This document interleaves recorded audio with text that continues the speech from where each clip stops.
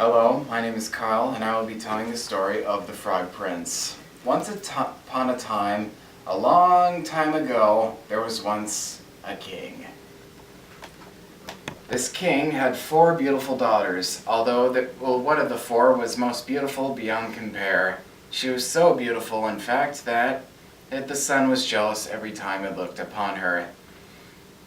And she was also very vain. She turned away many suitors that had courted her, and she also spent many long hours in front of the mirror. And when she wasn't in front of the mirror, she was found at the pond, the well, both playing catch with her little golden ball. One day she accidentally threw the ball in the well. Plunk. And then she could only watch in horror as the ball sank out of sight. And then she began to weep, and then cried and cried and cried some more, until a little frog appeared on the side of the well and asked the princess, "Dear princess, why are you so very sad?" And then the princess replied, "Oh, a frog. Well, if you must know, I accidentally dropped my golden ball into the bottom of the well, and now it will remain there here for all time, and I will never see it again." And then she began crying again. The frog, taking pity on her, said, "Well, I could get it for you, but what would I get in return?" Overjoyed, the princess gleefully offered her finest clothes to him, and her jewelry, and even the crown upon her head.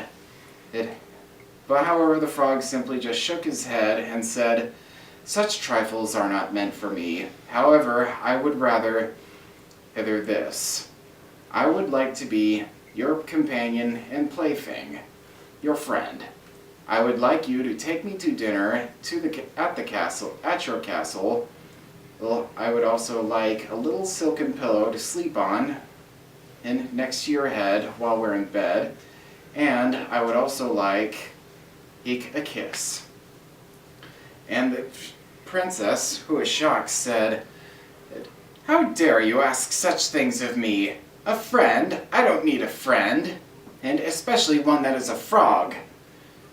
And the frog said, well, if you would not need any help." Then the princess just thought to herself, "Drat it, if I don't do anything soon, he's going to leave and I'll never see my ball again. However, I could just go along with it, and once he gets my ball, I won't have to ever see him again, or do anything for him. I could just leave him. And it's not as if he could storm the castle." And then the princess said, "Oh, Mr. Frog, I agree. Would you please fetch my ball?" And then the frog nodded and then dropped into the water. And then the princess waited. And waited, and waited for the better part of an hour, as the well was very deep, and the golden ball heavy for the little frog. Once he got back up to the surface, he tossed the little ball out, and flopped out onto the side. Aiden said, "I have retrieved it, princess." However, the princess just then grabbed the ball, got up, and ran off, happily with her ball, and left the frog there, sad, and alone. That evening, while at dinner, the king with the king, there was a knock at the door, and the princess sent a servant to go and open the door. The servant opened the door, and in hopped a little frog up to the princess, and then the frog said, "Dear princess, you did not fulfill your promise to me." And hearing this, the king looked at her and said, "What promise?" And this embarrassed, the princess looked at the king, and said, "Oh, father, I accidentally dropped my golden ball into the well, and I started crying, and then a frog appeared and offered to get my ball for me if I made him my friend, invited him to dinner at the castle, gave him my pillow to sleep on, and a kiss. But he is just a frog, father, and I have no obligation to fulfill my promise to him. However, the king sternly said, as a princess, it is your obligation to fulfill any promises you make, be it to a man or a frog, and you will fulfill your promises to him. And then, giving in, the princess told the servant to bring over a chair for the frog. And then the frog hopped into the chair and happily ate his dinner.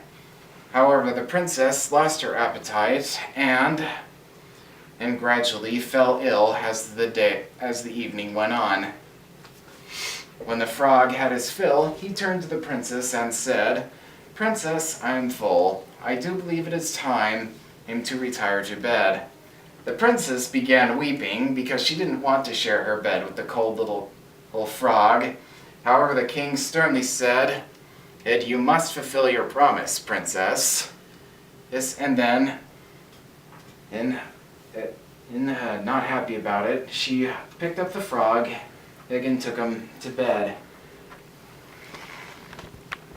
She placed him on her nicest, silkiest pillow, and then plopped down to go to sleep, hoping to avoid the third part of her bargain.